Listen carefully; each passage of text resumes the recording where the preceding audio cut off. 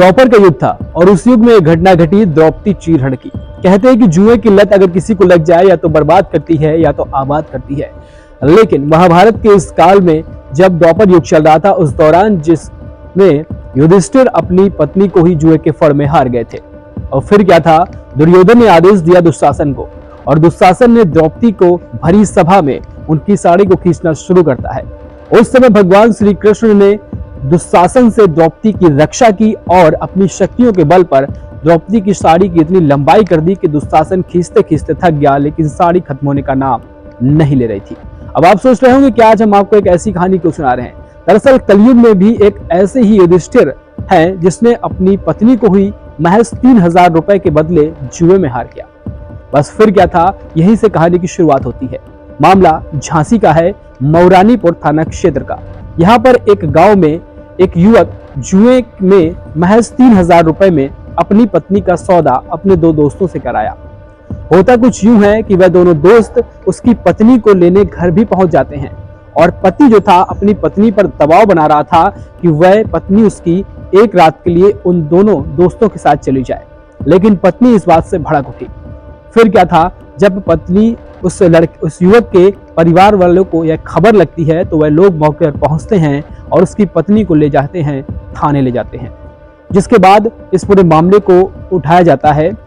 वहां पर जो है युवक के परिवारजनों ने बताया कि जो गांव में जो युवक हैं वह दबंग किस्म के हैं और यह लोग पैसे ब्याज में देकर लोगों को जुआ खिलवाते हैं और उस जुए में कई घर और कई परिवार उस गांव के अभी तक ये लोग बर्बाद भी कर चुके हैं।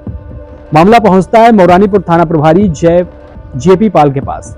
जेपी पाल ने बताया कि जिस तरीके से यह दबंग किस्म के लोग हैं और यह लोग लोगों को बर्बाद करते हैं और 1000 रुपए के ले करके देते हैं और उससे 50 रुपए प्रतिदिन के हिसाब से ब्याज लेते हैं। कुछ ऐसा ही इस युवक के साथ किया गया और इस युवक ने अपने जो कर्जा था उससे मुक्त होने के लिए अपनी पत्नी का ही सौदा कर दिया। उन दोनों युवक जो दबंग किस्म के गांव के ही हैं, उन्होंने सौदा किया 3000 रुपए का कर्जा जो है तुम्हारा माफ हो जाएगा, उसके बदले में अपनी पत्नी को एक रात के लिए भेजना होगा। वह दोनों युवक जो दबंग किस्म के गांव के हैं वह उसको लेने भी पहुंचते हैं, लेकिन मामला हट जाता है और वह पत्नी जो है भड़क जाती है। आसपास के लोग इकट्ठा होते हैं और परिवारीजन उस महिला को लेकर के थाने पहुंच जाते हैं। परिजनों ने बताया कि ये लोग पैसे ब्याज पर देते हैं और ब्याज पर देने के बाद जब पैसे की रकम बढ़ जाती है तो उसको मांगने का दबाव बनाते हैं और ना देने पर जो है गाली गलौज यहाँ तक कि मारपीट तक कर देते हैं।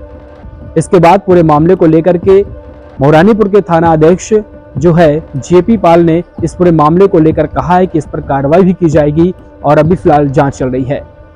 तो यह ऐसी ही जो बातें निकलकर सामने आई हैं आपको बताते चले कि जिस तरीके से जो है महाभारत काल में यानी द्वापर युग में जिस तरीके से एक पत्नी को जो है युधिष्ठिर हार जाते हैं, कुछ उसी ही तरीके मौरानीपुर थाना क्षेत्र के इस गांव के युवक ने अपनी पत्नी को महज 3000 रुपए में दोस्तों के हवाले करने की सोच ली थी। फिलहाल इस पूरे मामले को लेकर अभी जांच चल रही है, आगे क्या कार्रवाई होगी यह देखने वाली बात होगी, लेकिन कहानी अपने आप में अजीबोगरीब है और लोगों को हैरान कर देने वाली है। फिलहाल इस कहानी को लेकर आप क्या सोचते हैं हमें कमेंट बॉक्स पर जरूर बताएं।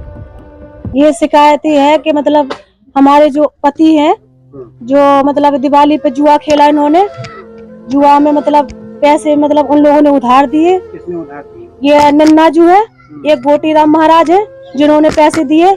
कई बार मेरे ससुर ने भी मना करा, कई बार मेरे दादाजी ने भी मना करा, उनके पैर भी छुए कि मेरे मतलब लड़के को पैसे मत देना, फिर भी नहीं मानते। हमने भी मना करा कि मेरे आदमी को पैसे मत देना। तो मतलब वहाँ बिठा के ताश खिलाते, वहाँ इनने किराने की दुकान खोल रखी, उसके पीछे कच्ची पक्की दारू बेचते हैं और वही मछली चिकन बना के आदमियों को खिलाते, मतलब पति को जो भी जाते हैं उनको वहाँ खिला के पिला के। और जो गोटीराम महाराज है वो छूट डालते हैं।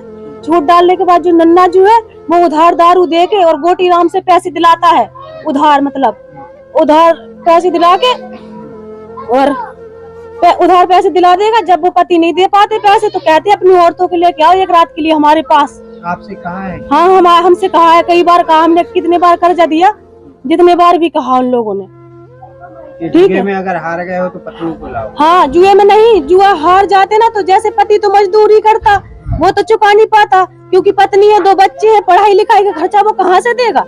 तो कम से कम उसकी जगह जमीन है, उसके पीछे उसे पैसे दे देते, फिर बाद में जब वो कर्जा नहीं दे पाता तो उसे मारने की भी धमकी देते कि तुझे मारूंगा।